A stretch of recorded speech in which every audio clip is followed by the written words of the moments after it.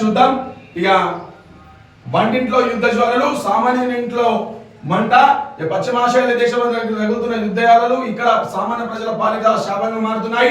Iran, Israel, America మధ్య నెలకొన్న ఉద్రిక్త పరిస్థితులు ప్రపంచ ఆర్థిక వ్యవస్థను అతలకుతలం చేస్తుండగా దాని ప్రత్యక్ష ప్రభావం ఇప్పుడు జిల్లాలోని సామాన్యుని వంటింటి బడ్జెట్ పై పడుతుంది. ఇప్పటికే పెరిగిన గ్యాస్ ధరలతో సతమవుతున్న ప్రజలకు తాజాగా కేంద్ర ప్రభుత్వం తీసుకున్న నిర్ణయం అంతర్జాతీయ ప్రమాణాలు మరిన్ని కష్టాలను తెచ్చిపెడుతున్నాయి.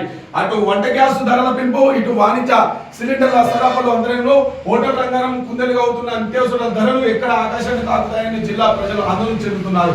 అదేవిధంగా మేనల్లుడి చేతిలో మాజీ ఎంపీ గోపి ఆ దారుణ హత్య, కారుతో ఢీకొట్టి కత్తితో పొడిచి హత్యానంతరం పోలీస్ స్టేషన్ లొంగిపోయిన నిందితుడు.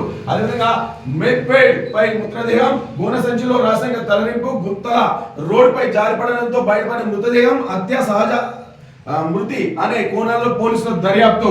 ఇక మహిళా మృతదేహాన్ని పరిశీలిస్తున్న పోలీసులు ఇక చూద్దాం, ఒకసారి ప్రధానంగా చూసే ప్రయత్నం చేద్దాం.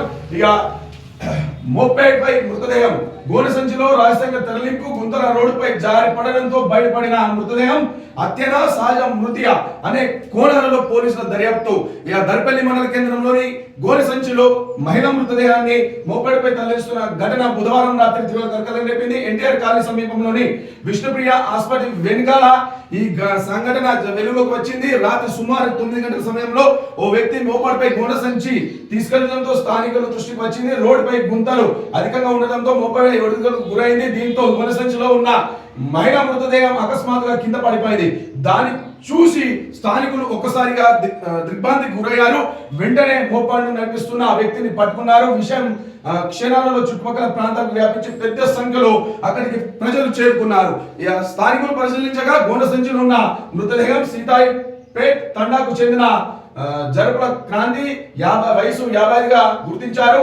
మోపేడ్ పై మృతదేహాన్ని తరలిస్తున్న వ్యక్తి దర్పల్లి గ్రామానికి చెందిన నర్సయ్య తెలిసింది. ఒక మహిళ మృతదేహం గోనె సంచిలో పెట్టి రహస్యంగా తీసుకెళ్లడం స్థానికులు అనేక అనుమానాలకు దారితీసింది. అసలు ఆమె ఎలా మృతి చెందింది అనే ప్రశ్నలపై చర్చ మొదలైంది. సహజ మృతిని దాచిపెట్టేందుకు ప్రయత్నించాడా లేదా హత్య జరిగిందా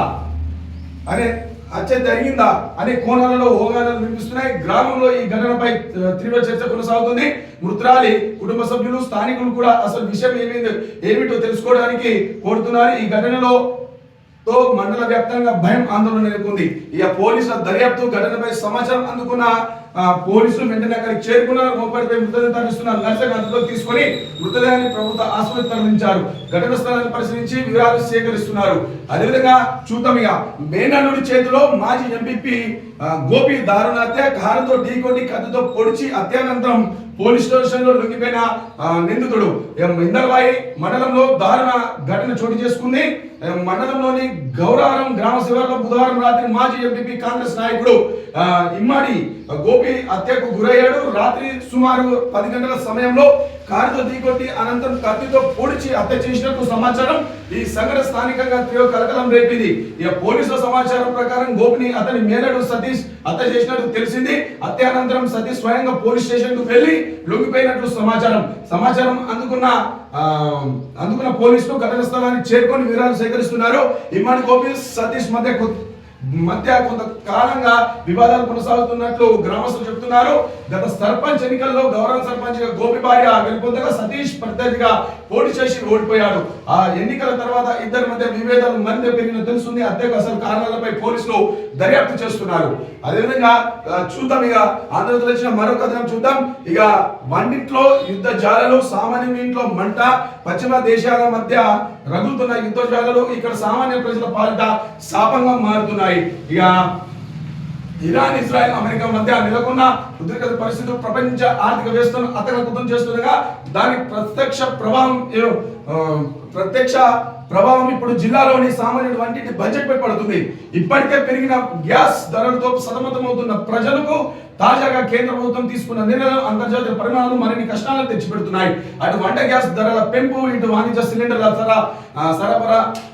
సరఫరాలో అంతరాయంలో హోటల్స్ రంగం కుందెలుగా అవుతున్న నిత్యావసర ధరలు ఇక్కడ ఆకాశం తాకుతాయని జిల్లా ప్రజలు ఆందోళన చెందుతున్నారు. ఇక పశ్చిమాసియాలో జరుగుతున్న వంటలు సామాన్యంగా గుబులు రేపుతున్నాయి. ముఖ్యంగా వంట గ్యాస్ ధరలు పెరగడంతో సామాన్యుడి సామాన్యులకు భారం కానుంది. ఇరాన్, ఇజ్రాయెల్, అమెరికా మధ్య జరుగుతున్న యుద్ధం ఇప్పట్లో మూసే అవకాశం లేనందున రాబోయే రోజుల్లో యుద్ధ ప్రభావం ఏయో వస్తువులపై పడుతుందని సామాన్యులు ఆందోళన చెందుతున్నారు. గతంలో 2 రోజులకే బుక్ చేసిన సిలిండర్ ఇంటికి వచ్చేది. కానీ ఇప్పుడు కేంద్ర ప్రభుత్వం తాజాగా వంట గ్యాస్ సిలిండర్ రేట్లు పెంచడంతో పాటు గతంలో 21 రోజుల పాటు ఉన్న సిలిండర్ బుకింగ్ గడువును 25 రోజులకు పెంచడంతో సామాన్యులు ఇబ్బందులు పడుతున్నారు. మరోవైపు వాణిజ్య పరిశ్రమ అనుసరణకు వినియోగించే గ్యాస్ సరఫరాను నిలిపేయడంతో ఆ ప్రభావం హోటల్ నుంచి సరఫరా అయ్యే ఆహార పదార్థాలపై పడనుంది. ఇక హోటల్ యజమానులు సైతం వంటకాల రేట్లను పెంచే అవకాశాలు ఉన్నాయి. జిల్లాలో 5,81,000 వరకు వంట గ్యాస్ కలెక్షన్లు ఉన్నాయి. ఇందులో 3,500 వరకు వాణిజ్య గ్యాస్ కలెక్షన్లు ఉన్నాయి. గత 2 రోజుల క్రితం కేంద్ర ప్రభుత్వం వంట గ్యాస్